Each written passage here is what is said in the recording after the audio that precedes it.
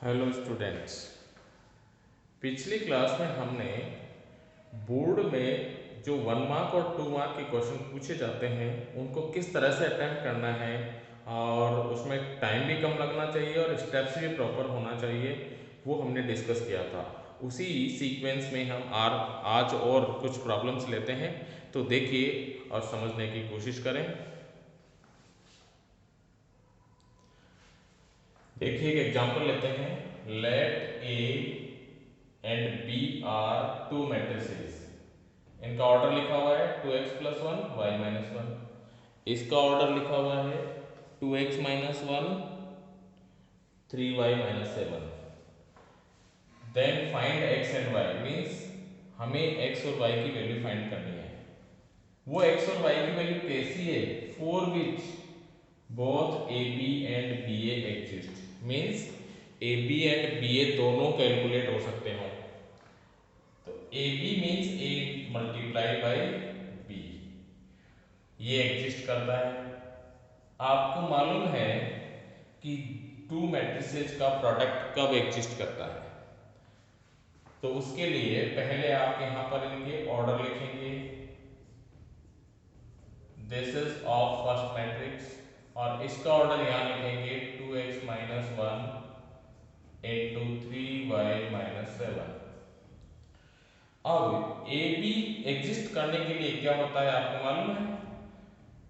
First के number of columns second के number of रोज के इक्वल होना चाहिए। तो इसमें क्या होगा, y - 1 = 2x - 1 हो जाएगा और you will get an equation y = 2x। अब आप लेते हैं सेकंड केस। सेकंड केस में क्या हो रहा है, बी ए एग्जिस्ट कर रहा है, b इंटू ए एग्जिस्ट, और बी ए एग्जिस्ट करने के लिए भी वही कंडीशन आपको मालूम है, लेकिन b is coming first and a is coming second. तो आप मैट्रिक्स B का ऑर्डर लिख देंगे, फिर मैट्रिक्स A का ऑर्डर लिखेंगे 2x + 1 into y - 1। अब आपको मालूम है कि B के नंबर ऑफ कॉलम्स A की नंबर ऑफ रोज के इक्वल होना चाहिए। ये दोनों इक्वल होंगे तभी ये प्रोडक्ट पॉसिबल होगा, और ये आपके पास में सेकेंड इक्वेशन आ जाएगी। इन दोनों इक्वेशंस को सॉल्व करके फ्रॉम 1 and 2 आपको मिलेगा 6x - 2x = 8, means x is 4, और x को 4 यहाँ डाल दोगे तो y इज 8, सॉरी ये 4x = 8 मीन्स ये 2 आ रहा है और ये 4 आ रहा है, तो आपको x और y की वैल्यूज मिल गई। तो इस तरह से मान लो ये क्वेश्चन 1 मार्क में है, तो आपको ये चाहे कैलकुलेशन पूरी आप रफ में कर लेंगे, this calculation you can do in rough and you can write this answer, you will get full marks, but आपको केयरफुल होकर के कैलकुलेशन करनी है। लेकिन अगर मान लो आपके यहाँ आंसर में कोई मिस्टेक हो जाती है तो फिर आपको कोई मार्क्स नहीं मिलेंगे। तो उसके लिए ये है कि अगर आप उसको सॉल्व कर रहे हैं रफ में, तो रफ के बजाय उसको फेयर में कहीं शो कर दें, और आप ये दोनों इक्वेशन अगर बना देते हैं तो आपको सपोज करो हाफ मार्क यहाँ का मिल गया, हाफ इसका कटेगा, तो आपको कुछ मार्क्स मिल जाएंगे। लेकिन अब ये डिपेंड करता है आप कैसे अटेम्प्ट करते हैं। तो इस तरह से करके ये एक मैट्रिक्स का सिंपल क्वेश्चन आप अटेम्प्ट कर लेते हैं। Next question area of bounded reason से रिलेटेड है, और इस एरिया ऑफ बाउंडेड रीजन वाले क्वेश्चन में नॉर्मली यूजिंग इंटीग्रेशन मेंशन होता है, and it is of 2 marks question. Then first of all, for this plot a rough diagram of it. तो देखिए y = mod x का आप रफ डायग्राम बनाएंगे, कैसा बनेगा? This is x axis, this is y-axis, this is one arm, this is second arm. This arm for y equal to x, that is for positive x, this arm for negative x, x is negative, here x is positive, and this 0 can be taken in any of these two. Now we have to calculate area bounded by x equal to -2, x equal to 2 and this curve y equal to mod x। वैसे इसमें दोनों straight line बन रही है, लेकिन हम बोलचाल में कर्व बोल देते हैं। तो देखिए पहले तो एरिया बाउंडेड है वो कंफर्म करें। एक तरफ y equal to mod x, ये y equal to mod x का पार्ट हो गया, एक तरफ x इक्वल टू -2, ये x इक्वल टू -2 हो गया, ये वाली लाइन, और ये x इक्वल टू 2 हो गया, और एक्स एक्सिस, ये एक्स एक्सिस हो गया। तो एक्चुअली आपको ये कंप्लीट एरिया निकालना है। अब आपको मालूम है कि इस कर्व में सिमेट्री है इस वाई एक्सिस के about.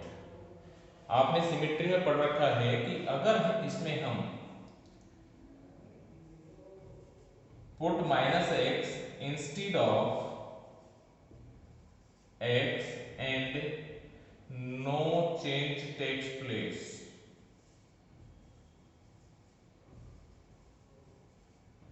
no change takes place means you will get this same, means curve is symmetric about y axis।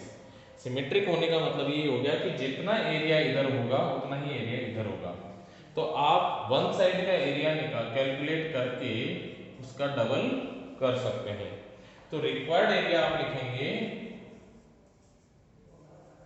Required area आप 0 से 2 तक एरिया कैलकुलेट कर लें x के अंदर में, means y equal to x है तो x dx हो जाएगा। हम नॉर्मली y dx लिखते हैं ना यहाँ पर, तो ये y dx को हम x dx लिख देंगे इसकी वैल्यू डालकर। अब ये एरिया आ गया, ये एरिया भी आपको चाहिए इसी में, तो इसका ट्वाइस कर देंगे। ये बात आपको समझ आ गई होगी। अब इसका इंटीग्रेशन करेंगे आप, तो इसका इंटीग्रेशन तो बहुत सिंपल है, x² 2 आएगा, 2 से 2 कैंसिल हो जाएगा, और आप इसका लिमिट रख देंगे और एरिया 4 यूनिट्स आ जाएगा। इस तरह से आप इस क्वेश्चन को अटेम्प्ट करेंगे। मान लो ये क्वेश्चन 2 मार्क्स का है, तो आपको हाफ मार्क्स इस प्रॉपर डायग्राम का मिलेगा, और ये स्टेप लिखने का आपको 1 मार्क मिलेगा, और ये कंक्लूड करने का आपको हाफ मार्क मिलेगा। इसमें थोड़ा बहुत वेरिएशन हो सकता है, this is not hard and fast, लेकिन इसमें दो बातें आपके पास कवर हो रही हैं। -2 से 2 y x लिखते सॉरी y dx लिखते हैं हम यहाँ पर, फिर हम उसको -2 से 0 -x dx लिखते हैं, प्लस 0 से 2 लिखते हैं, तो वो सारा इसी में कवर हो गया। ये सिमेट्री का कॉन्सेप्ट इसी में आ गया, इसलिए इसका 1 मार्क है और हाफ ये हाफ है। लेकिन एग्जामिनर या जो आंसर की जो डिसीजन होता है बोर्ड के लेवल पे, उसमें आधा नंबर आगे पीछे हो सकता है, वो कोई मैटर नहीं है। मैटर ये है कि आप देखिए कौन सा स्टेप मिस करते हैं, किस तरह से इसको रिप्रेजेंट करते हैं, उसी के अकॉर्डिंग आपको मार्क्स अवार्ड किए जाएंगे। देखिए नेक्स्ट क्वेश्चन हमारे पास 3D का है। Find equation of plane parallel to plane this and passes through point this. ये मान लो 1 मार्क का है, आपको 1 मार्क के हिसाब से इसको अटेम्प्ट करना है। तो सबसे पहले तो आप इस प्रॉब्लम का स्ट्रक्चर समझिए। जब स्ट्रक्चर समझ लेंगे तो आप बहुत जल्दी से इसको सॉल्व कर पाएंगे बिना किसी कंफ्यूजन और डाउट के। आपको मालूम है कि ये प्लेन का नॉर्मल वेक्टर होता है, और प्लेन की इक्वेशन नॉर्मली लिखी जाती है r.n = d। तो जो भी प्लेन की इक्वेशन दी हुई है या तो वह ऐसी होगी, और ऐसी अगर नहीं है तो उसको कन्वर्ट कर लें आप, to avoid any kind of confusion. तो आप ऑलरेडी देखें ये r वेक्टर है, डॉट ये n है पूरा, n इज नॉर्मल वेक्टर जो प्लेन के परपेंडिकुलर है और ये d है। चलो ठीक है, अब आपको दूसरा प्लेन निकालना है जो इस प्लेन के पैरेलल है। मीन्स क्या देख रहे हो आप, जो इस प्लेन का नॉर्मल है वो इस प्लेन का भी नॉर्मल होगा। अब आपको मालूम है कि प्लेन के निकालने के लिए स्टैंडर्ड फॉर्मूला क्या है, बेसिक कॉन्सेप्ट क्या है। बेसिक कॉन्सेप्ट है कि हमें प्लेन में एक पॉइंट मिलना चाहिए और वेरिएबल पॉइंट तो आप जानते हो p, पोजीशन वेक्टर r होता ही है। और इक्वेशन ऑफ प्लेन क्या होती है, equation of plane in general होती है r minus a dot n। अब आप सबको जानते हैं, क्या क्या जानते हैं आप, a vector means position vector of a point in the plane, ठीक है। दूसरा डॉट n क्या है, n नॉर्मल वेक्टर है। अब आपको रिक्वायर्ड प्लेन निकालना है, तो रिक्वायर्ड प्लेन के लिए क्या करोगे, n तो सेम रहेगा, तो यहां पर n मिला 2i plus 3j minus 6k और a मीन्स एक पॉइंट चाहिए इस प्लेन में। वो पॉइंट कितना है आपके पास, यहां पॉइंट आपके पास है 1 2 5। Means position vector of a point क्या हो गया, i plus 2j plus 5k। Then required plane क्या होगा, required plane is r minus a बोले तो i plus 2j minus 5k, ठीक है ना। और n आप डालेंगे ये वाला, ये आपने उस प्लेन से लिया है। So this is 2i plus 3j minus 6k equal to 0, ये 0 आ गया। नाउ इसको सिंप्लीफाई करेंगे तो r dot 2i plus 3j minus 6k, ये एज इट इज आ गया। i डॉट i 1 होता है तो ये माइनस 2 हो गया, माइनस 2j और ये हो गया 6 और इससे आपको मिल गया 30। तो रिक्वायर्ड प्लेन की इक्वेशन हमारे पास क्या आ गई, 2i plus 3j minus 6k और इक्वल टू 30 में से एक लेस करेंगे तो 22, ये रिक्वायर्ड प्लेन हो गया। ये वेक्टर इक्वेशन हो गई। अब आपसे कहे कि कार्टेशियन इक्वेशन निकालो, तो क्या करो, इस r की जगह क्या डाल दो, xi plus yj plus zk dot 2i plus 3j minus 6k equal to minus 22। तो आपको कार्टेशियन इक्वेशन क्या मिल गई, xi dot 2i 2x yj plus 3j 3y zk minus 6k, so 6z equal to minus 22। ये आपके पास में Cartesian equation हो गई, ये वेक्टर इक्वेशन हो गई। तो आपको जो भी आंसर मिले, मीन्स जो आपकी क्वेश्चन की रिक्वायरमेंट है उसके अकॉर्डिंग आप इसका आंसर दे दें। अब बात आती है कि सर ये तो बहुत लेंथी मेथड हो गया। लेंथी मेथड नहीं है, हम कॉन्सेप्चुअली जा रहे हैं, वो बात है। अगर मान लो हमें याद है, हमने लर्न कर रखा है कि ये दोनों तो चेंज होने नहीं, क्योंकि ये तो हमेशा r वेरिएबल पॉइंट है तो इसमें कोई चेंज होना नहीं, और ये n वेक्टर मींस नॉर्मल है दोनों पे तो ये भी सेम रहेगा, तो इसमें भी कोई चेंज नहीं होना। तो आप इसको डायरेक्ट लिख दें, लेकिन हमें इस कांस्टेंट का मालूम नहीं तो इसको हमने d मान लिया, इसको हमने d मान लिया। अब आपको मालूम है एक और कंडीशन कि ये प्लेन यहां से जाता है तो ये इसको सेटिस्फाई करेगा, तो ये सेटिस्फाई करा दो इससे 2i plus 3j minus 6k equal to d। तो आपने देखा कि d की वैल्यू कितनी मिलेगी, 2 +6 -30 मीन्स -22 मिलेगी। और अब इस वैल्यू से इसको रिप्लेस कर दें तो आपको वही इक्वेशन मिल जाएगी। मीन्स ये आपको लर्न रखना पड़ेगा ऑलरेडी। और यहाँ आपको कॉन्सेप्ट से आना है, दोनों ही सही है।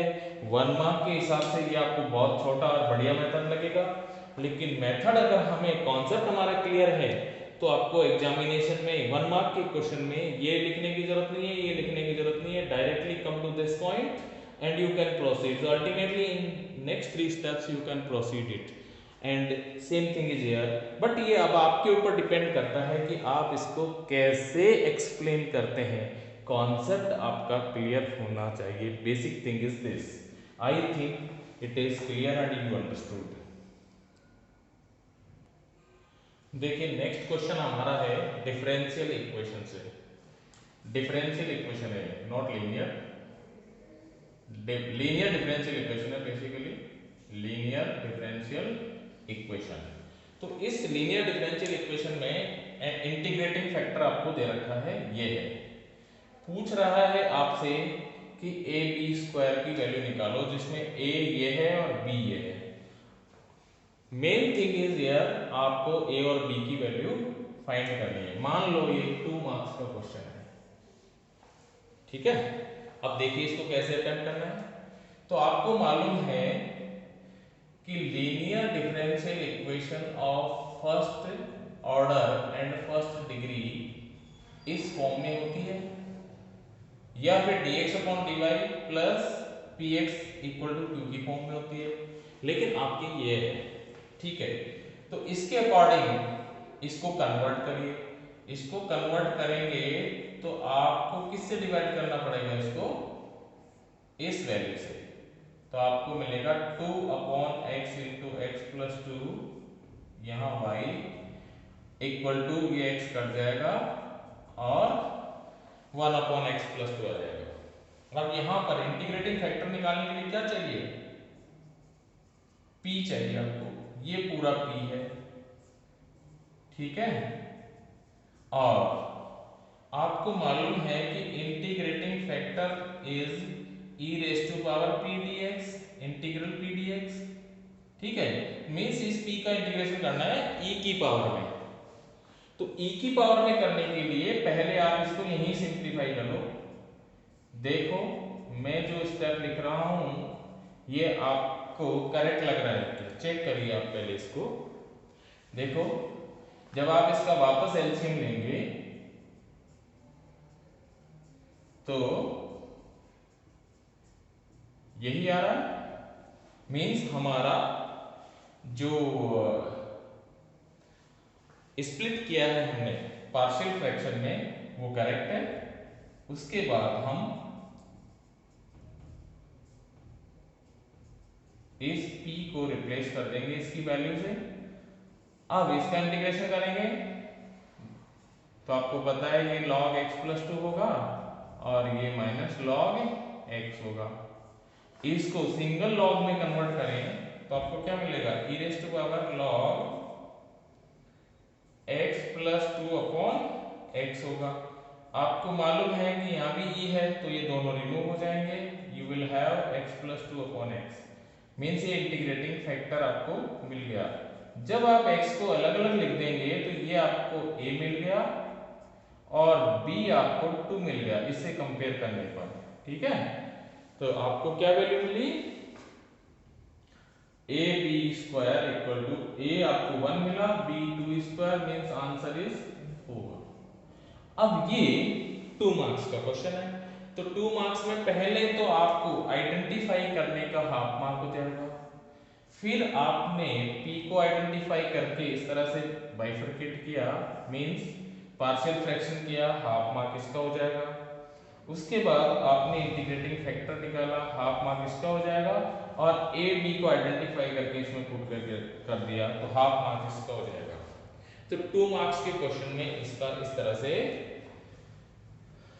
डिस्ट्रीब्यूशन मार्क डिस्ट्रीब्यूशन हो जाएगा। और आप देख लें कि किस तरह से क्वेश्चन को अटेम्प्ट करना है। तो मेन बात ये है कि सबसे पहले हमें क्वेश्चन को आइडेंटिफाई करना आना चाहिए, कि यहाँ पर कौन सा मेथड सक्सेसफुल रहेगा, कौन सा मेथड यहाँ पर सूटेबल रहेगा, तो उसको पहले समझने की जरूरत है, क्योंकि हमारे पास डिफरेंशियल इक्वेशन में बहुत सारे मेथड है, लेकिन इंटीग्रेटिंग फैक्टर का नाम आते ही you know this is in linear differential equation, so immediately go in that form and apply that properly. लेकिन हमेशा ध्यान रखें कि कैलकुलेशन मिस्टेक नहीं होनी चाहिए, ठीक है। तो इस तरह से आप ये क्वेश्चन अटेम्प्ट कर लेंगे। अब नेक्स्ट क्वेश्चन पे आते हैं जो 2 मार्क्स का है और ये वेक्टर्स से दिया गया है। क्वेश्चन में क्या कहा है, पहले आप इस चीज को देखें ध्यान से। If A B and A cap plus B cap, ये कैप है, A cap B cap, A cap plus B cap are unit vectors. तो पहले तो इस बात को समझिए कि इसका मीनिंग क्या हुआ। यूनिट वेक्टर है मींस ए कैप का मैग्नीट्यूड भी 1, बी कैप का मैग्नीट्यूड भी 1 and A cap plus B cap का मैग्नीट्यूड भी 1। ये आपको गिवन है, मींस जहां भी आपको जरूरत पड़े तुरंत अप्लाई कर सकते हैं। तो इसको इस तरह से नोट कर लें। अब आप देखें कि इससे हमें कुछ मिल सकता है, ये तो डायरेक्ट है, इनमें कुछ नहीं है, लेकिन इसमें कुछ कैलकुलेशन है, इससे हमें कुछ रिजल्ट मिल सकता है क्या। तो क्या करेंगे, नाउ हम कंसीडर करेंगे दिस स्क्वायर इक्वल टू, आप जानते हो क्या होता है, A cap plus B cap dot A cap plus B cap, ठीक है, और इसके इक्वल टू बना रहा है।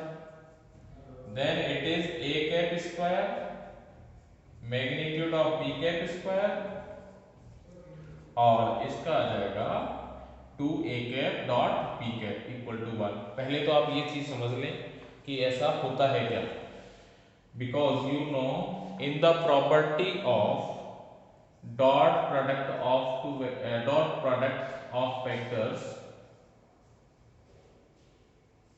सेम वेक्टर का डॉट प्रोडक्ट करें तो उसके मैग्नीट्यूड का स्क्वायर आ जाता है। तो यहाँ यूनिट वेक्टर है उसमें भी आएगा, और 2 वेक्टर्स का सम है तो भी आएगा, 3 वेक्टर्स का सम है तो भी आएगा। तो इसमें हमें कोई सोचने की जरूरत नहीं है। अब आपने इसको एक्सपेंड किया, एक्सपेंड करने के बाद आपको मालूम है इसकी वैल्यू 1 है, 1 डाल दो, ये भी 1 है, डाल दो, इसका वैल्यू यहाँ पर हम लिखेंगे 2 as per definition cos theta equal to 1।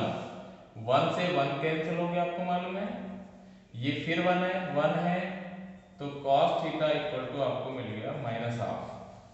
अब हमें ट्रिग्नोमेट्री से मालूम है कि थीटा कितना होने पर ये -12 होगा, दिस इज 2π/3, ठीक है। और इस 2π/3 का हम इसकी वैल्यू फाइंड करने में यूज करेंगे। अब उसको भी हम डायरेक्ट कैलकुलेट नहीं कर सकते, तो क्या करें, देन कंसीडर, अब उसमें डायरेक्ट वैल्यू कहां डालें, तो उसमें भी क्या करोगे, उसका भी स्क्वायर कंसीडर करो, A cap minus B cap dot A cap minus B cap. ये चीज मेरे ख्याल से समझ आ रही है, ये प्रॉपर्टी फिर से यूज हो गई है, ठीक है ना।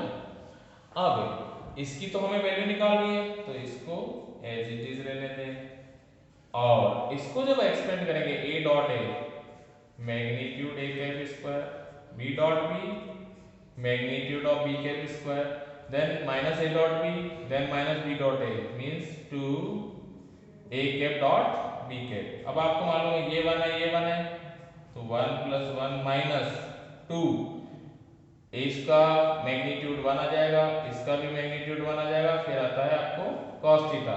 अब आप देखिए एक और बात है यहाँ पर कि cos थीटा की वैल्यू अगर ये नहीं भी निकाले तो काम चल जाएगा, हम cos थीटा की डायरेक्ट वैल्यू -12 यहाँ पुट कर देंगे। तो क्या रिजल्ट आ रहा है, ये आ रहा है बेटा a cap minus b cap square equal to 1 + 1 - 2 × -12, so this is 3, ये प्लस हो जाएगा, ये कट जाएगा, 1 आ गया, तो इसका मैग्नीट्यूड आपके पास आ गया √3। अब आप जब भी स्क्वायर लेते हैं तो आपको मालूम है कि प्लस माइनस लिखते हैं, लेकिन ध्यान रखना कभी ऐसी गलती ना हो कि किसी भी वेक्टर का मैग्नीट्यूड जब हम ले रहे हैं तो वो कभी निगेटिव थोड़ी हो सकता है। तो in this way you can write this explanation. अब इसमें मेरे ख्याल से सारी चीज समझ में आ गई होगी, और मेन जो कॉन्सेप्ट इसमें यूज हो रहा है वो हो रहा है magnitude B square, vector B square equal to B dot B, means दोनों ही वेक्टर है, ठीक है। तो उन दोनों का डॉट प्रोडक्ट ये आ रहा है, और ये बार बार यूज हुई है। देखो यहाँ भी यूज हुआ है, इसको एक्सपेंड करने में भी यूज हुआ है, और यहाँ भी यूज हुआ है, फिर इसको एक्सपेंड करने में ए डॉट ए किया, उसमें भी यूज हो रहा है। तो इस तरह से आपने देखा कि इस कॉन्सेप्ट के पीछे कितना बढ़िया क्वेश्चन इसमें बन रहा है। रही बात इसमें 2 मार्क्स का क्वेश्चन है, 2 मार्क्स का क्वेश्चन है, तो मार्क्स का अलॉटमेंट कैसे हो सकता है।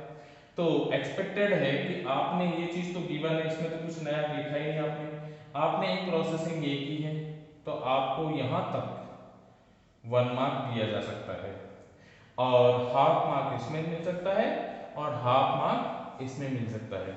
रिमेनिंग थोड़ा बहुत मैंने आपको पहले ही बताया कि इधर उधर चेंज एग्जामिनर अपने हिसाब से कर सकते हैं कि उनको कौन सा स्टेप इंपॉर्टेंट लगता है। लेकिन अब आप देखिए कि इस तरह से कितना इजीली ये क्वेश्चन अटेम्प्ट हो गया, बट इसमें सारा कॉन्सेप्ट अच्छे से हमें आना चाहिए। तो इस तरह से बच्चों मुझे उम्मीद है कि आपको ये चीज कॉन्सेप्ट समझ में आए होंगे, और मैं आगे भी ऐसे ही कॉन्सेप्ट बेसिस डिस्कशन करता रहूँगा।